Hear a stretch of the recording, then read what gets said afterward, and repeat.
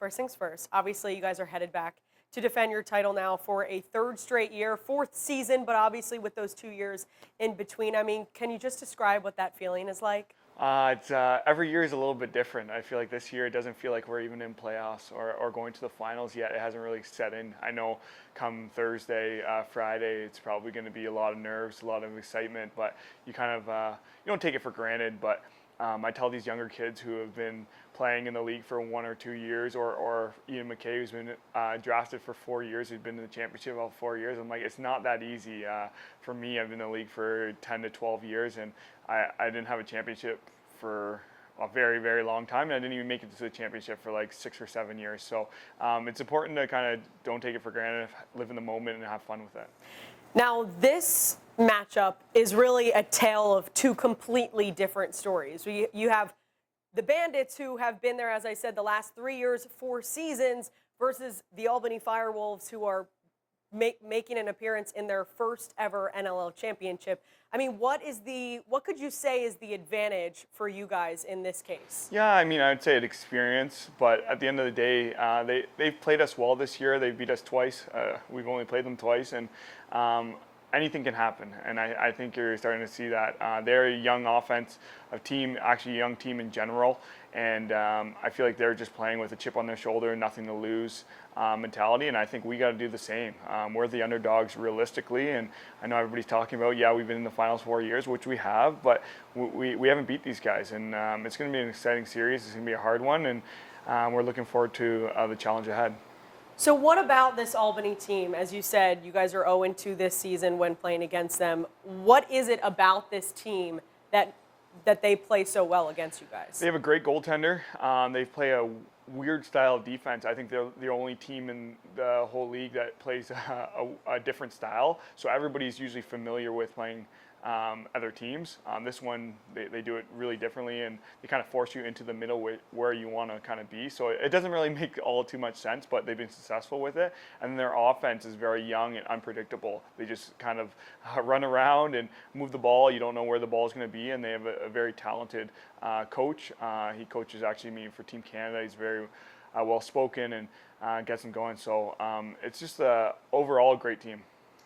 What can you, if anything, take from those 2 losses this season, and even to go as far back as last season as well? Yeah, I mean, not take anybody lightly at the end of the day. Stick to our game plan. I feel like when we play some teams, we try to adjust to them, when we dictate and we stick to our game plan, we're successful. So we just got to play our game, and there's a reason we're here. It's because we played our game, we played it well, and we executed.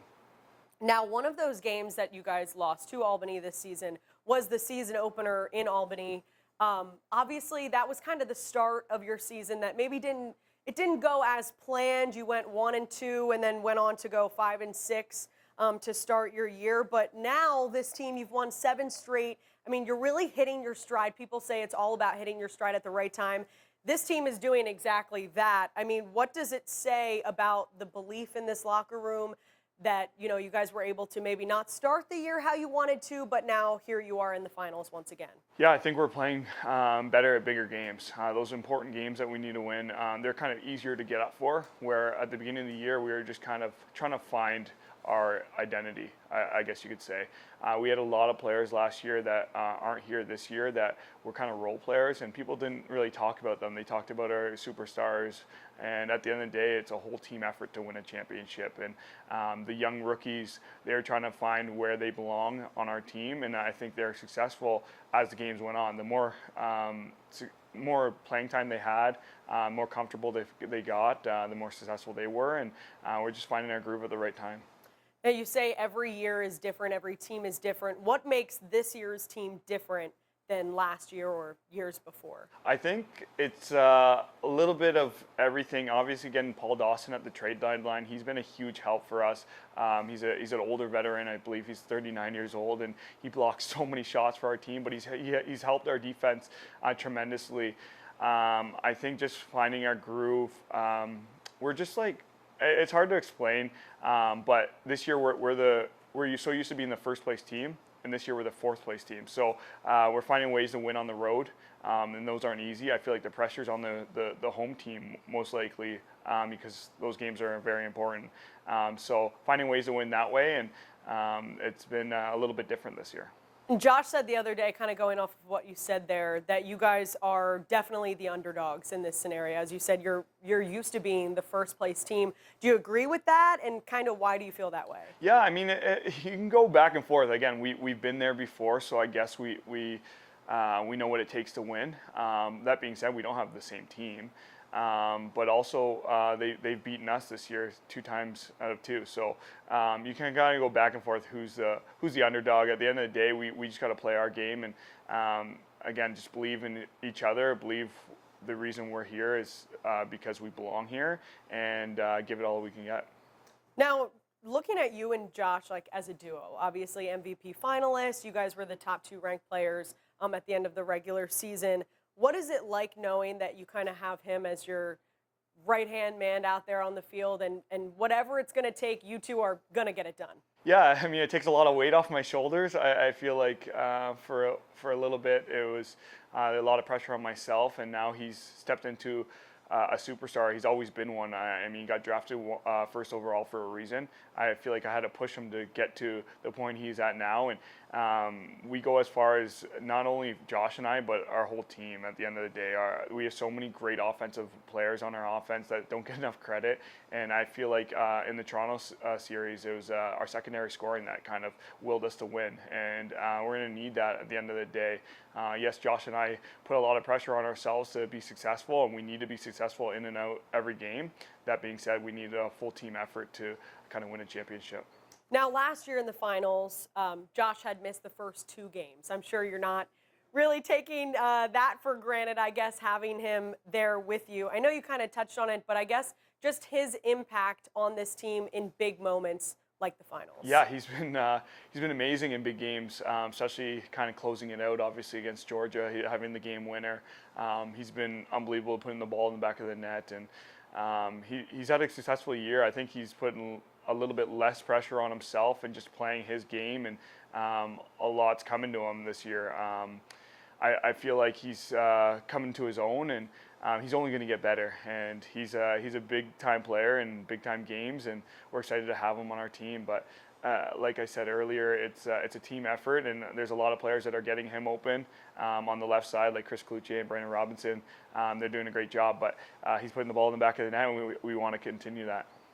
The backbone of the team, as you said, Albany has a great goaltender, but the Bandits have a great goaltender. Matt Vince, 18 seasons in the National Lacrosse League, 9 trips to the finals. Can you just talk a little bit about his impact on this team as a leader, as a player, all of the above? It's ridiculous what you just said. Nine times in 18 years, that's crazy to even think about. But ever since he's come to Buffalo, we've been in the finals or been in the playoffs. So he's game changing. He's a steady presence back there. He's a great leader. He doesn't speak much, but when he does, you listen. And you just know he's going to make that next save. I think as an offensive player, it's nice because if we're not getting in a rhythm, we know we're going to get the ball back with him having a save, and being a defensive player, I know if you make a mistake, he's going to have your back. So he's like a fine wine. He's getting better with age, and I just hope he continues to play because at 42 years old, he could play with another 10 years. Now, the team's bye week this year they were a little awkward, I guess, and down the stretch here, as I said, kind of playing your best lacrosse down the stretch when it matters most. But would you say that this week, kind of this awkward period between your last game and now the finals, did you feel like you wanted that break? Did you need that break? Was it a little like, I kind of wish we could just go and do it, get the job done? Yeah, not ideal timing for the bye weeks. I think for strength of schedule this year, we had the hardest schedule. I believe we had 10 games without a bye week down the stretch. That being said, it kind of helped us kind of find our way. We couldn't kind of run from a game that we struggled with. We had to kind of play that next game, and sometimes you're excited about that, especially when you lose game. That being said, obviously in playoffs, we want to ride our momentum. We would have loved to have played this past weekend. Unfortunately, we weren't hosting, so so we didn't have the decision to do that. That being said, I'm sure some guys enjoyed the time off to kind of rest their body and be 100%, and we're just excited to get back. It's game week this week, so we're really excited to kind of get back together. And I know, obviously, one game at a time, everyone says that, but essentially, what would it mean to you and to your teammates, this program, to go back-to-back? It would mean everything. I mean, for myself specifically, I've been in the championship. I've lost, 2 or 3, and 3 actually. I should know this, and I've won 1, and if I can win 2 of 4 sounds a lot better than 1 and 4. So I'm looking forward to the challenge ahead. Again, I don't want to look too far ahead, like you said, but I'm excited for this moment. I love these kind of moments, and again, like I've said, a lot of people talk about my legacy and my stats, all this stuff. It doesn't really matter unless I win a championship and bring a championship to Buffalo, because it means a lot to, yes, myself, my teammates, but the city of Buffalo. And it feels like just yesterday winning a championship. So to have this opportunity to kind of hopefully bring another parade to Buffalo, it gives me goosebumps thinking about it. Ian McKay had said just the other day that if you ask anyone in this locker room that was here last year, they would tell you that winning last year has only made this team hungrier to then do it again. Would you agree with that? I definitely agree. I never thought it would be like that. People say it's like a drug, you just want more, and I strongly feel that way. After winning last year, having that feeling, having all of Buffalo, the city, have your back and support you, and that feeling, you just want to get it again. So I'm excited about the challenge. It's not going to be easy. We know that. I feel like there's something off our chest from last year, and now we can kind of go out there and play. We know what it takes, and hopefully we can bring that attitude to the championship this weekend. And I have to end here, and you've been asked 1,000 times about the fans and Bandit Land and what that means to you, but do you ever really think about how much you guys mean to this city? Yeah, it's, I don't know, I go back and forth. It's kind of crazy to think the support we get here in Buffalo. We've always had great fans. We've always had 15 to a sellout 1,000 people each game, but this year was different. I feel like everybody supported us even more, and I remember last year winning that championship. You'd be walking around the streets and be recognized even more than you usually do, and they'd be thanking you like you saved the world, and it's like, no, thank you. You guys have supported us. So they love it, we love it, and they've been great all year. And kind of going back, as you said, that image, when I think of last year, I think about you guys standing on top of that truck and you're hoisting the trophy. I mean, do you think about that? Does that help motivate you at all? Most definitely. I mean, you want that feeling again, and we're pretty close to that feeling, but we still have to get through a hard team, Albany, and it's not going to be easy. Nothing that you want is easy, so we're excited about it, but again, we can't look too far, but that's in the back of our mind for sure. And then the last thing here, obviously, Bandit Land fans are incredible, but they also travel insanely well. And I know personally, I've seen all week long the Albany Firewolves Instagram and Twitter, and they're posting, don't let the Bandits take over and stuff. But can you see that happening? Oh, yes. I think that's motivating our fans to do it more so. Even the first game in Albany, there was tons of fans.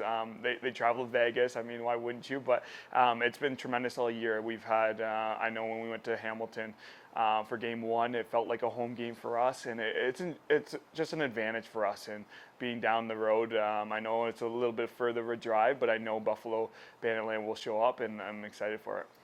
Just so you know, the season opener in Albany, they averaged about 3,000 fans, of Firewolves fans, okay? The home opener in Buffalo, there was about 17,000 plus fans. I mean, can you just put that, I guess, into words a little bit? Yeah, you know what? I think we're going to at least travel with 3,000 fans this weekend. That being said, it's been tremendous all year. Like, something's different this year with the fan base. I think, again, once people come into the games, they get hooked, and it's just getting people into to games, and it's very important for us. But they've been our backbone all year, and I think they're going to continue to do so. And then the last thing, obviously, I have to ask you, with the big week ahead, what message do you want to just send out to Banditland ahead of Game 1 on Friday? I mean, keep doing what you guys have been doing, supporting us all year. Travel, be loud, be excited, because this opportunity doesn't come very often, and have fun with it.